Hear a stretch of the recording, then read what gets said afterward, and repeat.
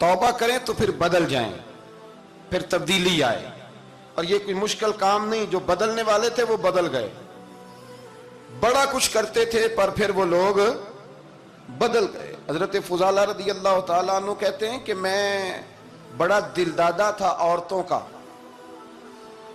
और मेरा माहौल ये था कि मैं कत्ल भी कर लेता था, माज़अल्लाह चोरी भी कर लेता था, और रात मेरी तबीयत थी माज़अल्लाह नई से नई औरत के पास जाना।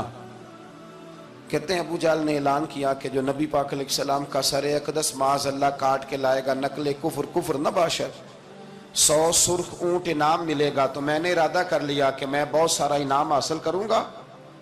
कुरान मजीद में ना अल्लाह फरमाता है कि बहुत सारे लोग ऐसे हैं जिन्हें अगर मैं रिस्क में कुशादगी दे दूं, ज्यादा पैसे दे दूं, फरमाया बागी हो जाएं, वो सरकश हो जाएं। ये बहुत सारे लोगों को जो अल्लाह तबारक व तआला इत्दाल में रखता है तो ये उनके लिए बेहतर है। हर बंदा दौलत के होते हुए नेक हो सकता, तो ये अल्लाह अगर रखता है ना इत्दाल में तो शुक्र करे अल्लाह का, वरना तो लोग अय्याशियां करें, पता नहीं क्या कुछ कर गुजरे। तो हजरत फुजाला कहते हैं कि मैंने खंजर तैयार किया और मैंने बगल में उसको छुपाया, ऊपर मैंने चादर ओढ़ ली। अब मुझे पता था ज़ोहर की नमाज के बाद नबी पाक सल्लल्लाहु अलैहि वसल्लम तवाफ़ काबा के लिए, बैतुल्लाह शरीफ के तवाफ़ के लिए जाते हैं। कहते मैं भी उस तरफ बढ़ा। रास्ते में ना वो खातून जिसके घर मैंने रात आना था, मैंने दरवाजे पे दस्तक दी। मैंने कहा कि तैयार रहना, तैयार रहना, आज मैं बड़े पैसे लेके आऊंगा। उसे मैंने ये कहा और फिर मैं चला गया बैतुल्लाह शरीफ का तवाफ करने। कहते हैं अल्लाह के महबूब भी तवाफ कर रहे थे तो मैंने भी तवाफ शुरू कर दिया।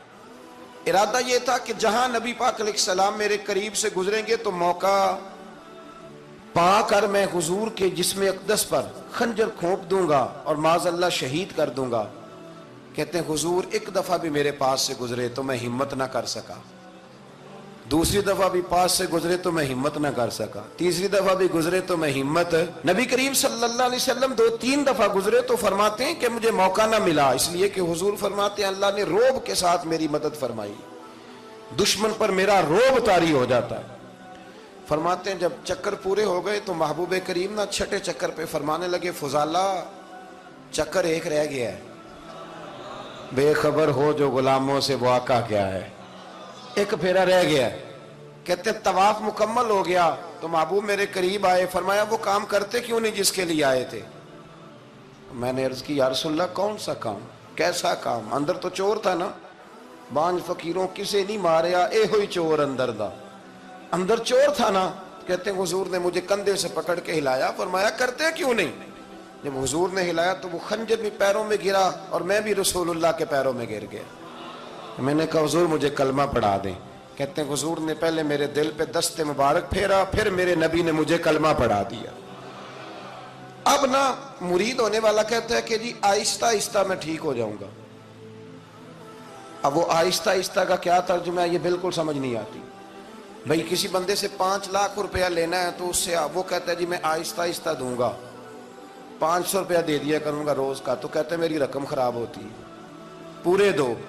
और नेकी की बात जब आती है तो कहते हैं हजरत साहब दीन इतना सख्त नहीं है, मैं आहिस्ता आहिस्ता ठीक हो जाऊंगा। अब मैं मगरिब इशा पढ़नी शुरू कर दी है मैंने, अब मैं तस्बीह ले ली है, कल मैंने भी आहिस्ता आहिस्ता मैं ठीक हो जाऊं। यानी रकम लेनी हो तो वो आहिस्ता आहिस्ता कबूल नहीं है। लेकिन और मकान की रजिस्ट्री अगर करानी हो तो मालिक मकान कहेगा आहिस्ता आहिस्ता करा लो, कहते हैं पैसे पूरे दिए, सवेरे चल और बयान दे। ये क्या बात हुई? यहां ये जो हमारा माहौल था ना, कर लेंगे हो जाएगा, यकीन करें लोग कब्रों में चले गए हैं पर मस्जिदों में नहीं आए। हर काम से लोग रिटायर हुए पर गुनाहों से रिटायर नहीं हुए, आखिर तक तबाही उतर गई लेकिन लोग बदलने को तैयार ना हुए। हजरत फुजाला कहते हैं अभी मैंने कलमा पढ़ा, अभी मैं वापस आया, रास्ते में वो बीबी खड़ी थी। कहते मैं वो शख्स था कि औरतें मरती थी मेरे ऊपर और किसी की जुर्रत थी कि वो आए बाएं शाएं करे, लेकिन फरमाते हैं मैं बीबी के पास से गुजर गया। पहले तो उसका ख्याल था रुकेगा, लेकिन जब मैं रुका ना तो दरवाजे पे आई, और जब मैं गुजर गया तो उसने आवाज दी, लेकिन मैंने सुनी अनसुनी कर दी। जब आगे बढ़ा तो मेरे पीछे दौड़ी। فرماتے مجھے پکڑ کے کہنے لگی فضالہ تجھے کیا ہوا، تو وہی نہیں جو یہاں سے گیا تھا؟ آپ فرماتے میں کبھی نہیں رویا تھا، میں کبھی نہیں رویا تھا۔ اور جب کہا نا تو وہی نہیں، کہتے میں نے سر اٹھایا تو میری آنکھوں میں آنسو تھے۔ میں نے کہا میں جو گیا تھا وہ نہیں ہوں، اب تو میں محمد عربی کا غلام بن گیا، اب میں وہ نہیں ہوں، اب نہیں ہو سکتا کہ کوئی میری نظر میلی ہو جائے، یہ کیسے ممکن؟ اب نا اسلام کی تعریف ہم نے یہ کی ہے کہ خبردار کوئی ہمارے قریب نہ آئے، ہم کسی کو بات نہیں کرنے دیتے کہ ہم مسلمان ہیں، ہم بات نہیں کرنے دیتے۔ پتہ کیا بات ہے، ایک میری یہ تقریر ہوتی ہے ممبر پہ، اور ایک میرا عمل ہوتا ہے جب میں سفر کرتا ہوں، جب میں گاڑی میں بیٹھتا ہوں، جب میں دوستوں سے ملتا ہوں۔ جب ان دونوں باتوں میں تضاد آتا ہے نا، تضاد، تو لوگ تقریر کو جذبات نہیں کہتے، ایک فن بن جاتی ہے تقریر۔ آپ کو پتہ ہے نا وائزین نعت خواں کہتے ہیں میں نے محفل لوٹ لی، پھر لوگ شمار کرتے ہیں کتنے لوگوں نے سبحان اللہ کہی، پھر لوگ شمار کرتے ہیں کہ آج 5 بندے روئے بھی تھے جب میں تقریر کر رہا تھا۔ تو پھر یہ فن ہے، یہ جذبات کا اظہار۔ سمجھ لیں بات کو کہ عمل جب آپ نہیں نہ کرتے عمل، تو آپ خود بڑے بے چین رہتے ہیں کہ یار یہ میں کیا کر رہا ہوں، یہ کون سا گورکھ دھندا ہے کہ میرا عمل صفر ہوتا جا رہا ہے۔ ہمارے ایک استاد تھے تو وہ فرمایا کرتے تھے کہ اگر پڑھے لکھے آدمی کو تم بے عمل دیکھو تو اس سے دور ہٹ جایا کرو، ورنہ تمہیں بھی بے عمل کر دے گا۔ میں نے ان سے عرض کی، میں نے کہا حضور یہ کیا ہے؟ تو فرمانے لگے اپنے حضرت صاحب سے پوچھنا، وضاحت کریں گے۔ میں نے حضرت صاحب سے کہا جی عجیب بات کر دی ہے، علم والے بندے کے پاس بیٹھ کے تو علم آتا ہے۔ تو وہ فرما رہے تھے کہ علم والے بندے کے پاس اگر وہ بے عمل ہو تو بالکل نہ بیٹھنا۔ تو حضرت صاحب فرمانے لگے انہوں نے صحیح کہا ہے۔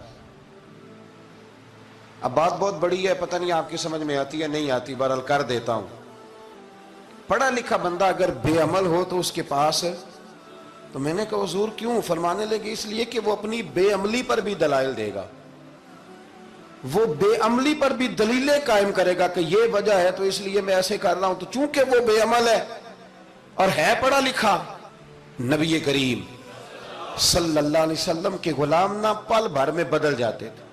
اور اللہ تعالیٰ بھی نا بڑے موقع دیتا ہے ہمیں، بڑے موقع۔ حضور نے فرمایا جس نے ایمان اور احتساب کی نیت سے روزے رکھے وہ نئی زندگی کا آغاز کرے، اس لیے کہ اللہ نے اس کے پچھلے سارے گناہ معاف فرما دیے۔ میرے نبی کریم علیہ السلام نے فرمایا جو شخص بیمار ہو گیا، مریض ہو گیا، اور نسائی شریف میں فرمایا کہ 3 دن تک بستر پہ رہا اور اس نے شکوہ نہ کیا اللہ کا، اور جب وہ شفا یاب ہو کے بستر سے اٹھا ہے نا، تب اللہ نے اس کے پچھلے سارے گناہ معاف فرما دیے۔ اور فرمایا جو حج کرنے گیا، حج کر کے واپس آیا، اللہ کے حبیب فرماتے ہیں یوں سمجھے کہ میں آج ہی ماں کے پیٹ سے پیدا ہوا۔